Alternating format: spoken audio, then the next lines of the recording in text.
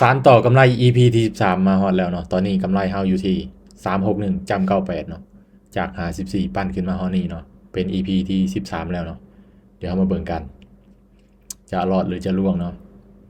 เฮาจะปั้นไปต่อเรื่อยๆจนฮอด 1,000 เหรียญเนาะเป็นไปได้บ่เดี๋ยวมาเบิ่งกันเฮาอยู่ในกราฟของ XRP เนาะเทคนิคเก่าเทคนิคเดิมเนาะ Balance of Power เนาะเดี๋ยวมาเบิ่งกันเป็นออเดอร์ต่อไปเลยเนาะกำลังสลับแบบนี้เข้ากับเทคนิคเฮาเลยเนาะมาเดี๋ยวเอาปลายไปเลยเนาะ11จำ98เนาะมาเบิ่งกันนะออเดอร์แรกจะสลับลงมางามบ่ถ้าว่าสลับนี่เทคนิคเฮาน่าจะเห็นผลอยู่เนาะเดี๋ยวมาเบิ่งกันเทคนิคเฮาซีลงมาแบบนี้เนาะเฮาเตรียมซื้อเลยเนาะซื้อเลยมันสลับลงมาแล้วเนาะแทงเทียนสีแดงลงมาแล้วเดี๋ยวมาเบิ่งกันเทคนิค8แสนล้านเนาะจะวินงามๆบ่โอ้แต่ว่าบ่สลับซะเนาะมาออเดอร์แรกเนาะจะขึ้นเป็นเขียวให้เฮาได้บ่เดี๋ยวเบิ่งกันตอนนี้ยังเป็นแดงอยู่เนาะดีขึ้นมาเขียวแล้วงามๆนี่ขึ้นมางามออเดอร์แรกแห้งมาน7วิสุดท้าย3 1นี่วินมางามเนาะเดี๋ยวไปกันต่อเนาะปลายมันเท่าใดเอาไปเท่านั้นเนาะปลาย3ก็เอาไป3เนาะเทรดแบบบ่มีความเสี่ยงเนาะเอากำไรมาเทรดเนาะอย่าเบิ่งกันเนาะเดี๋ยวนี้เทคนิคเฮายัง4ลงมาอยู่เนาะ4ลงมาบวกกับสลับอีกแล้วเนาะซื้ออีกบาทนึงอาจจะซื้ออีกบาทนึงเนาะมาเบิ่งกันอาจจะวินรัวๆบ่ออเดอร์ที่2แล้วเนาะจัดซื้อขึ้นไป2ออเดอร์เลยเนาะนี่สลับขึ้นมางามๆแบบนี้อาจจะบ่มีปัญหาเนาะเทคนิคเขาถือว่าตึงเลยเนาะโอ้ย่อลงมาบ่ว่าสิย่อลงมาได้เฉยเนาะงามออเดอร์นี้เขียวได้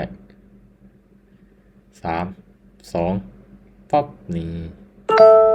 วินงามเอาวินมา2ออเดอร์แล้วเนาะไปกันต่อถ้าว่าสลับแบบนี้เนาะเทคนิคเขากำลังได้ที่เลยเนาะจาก361ขึ้นมา376แล้วเนาะมาเอาเดินซื้ออีกบันเทคนิคเขา4ลงมาเนาะ4ลงมาเบิด3ออเดอร์เลยเนาะมาเบิ่งกันออเดอร์ที่3เอาจะวินงามบ่ซื้ออย่างเดียวเนาะ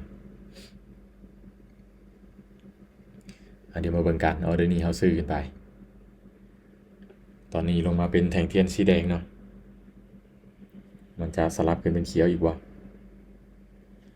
โอ้ย่อลงมาแห้งเนาะออเดอร์นี้โอกาสขึ้นน่าจะยากแล้วเนาะจังได้บ่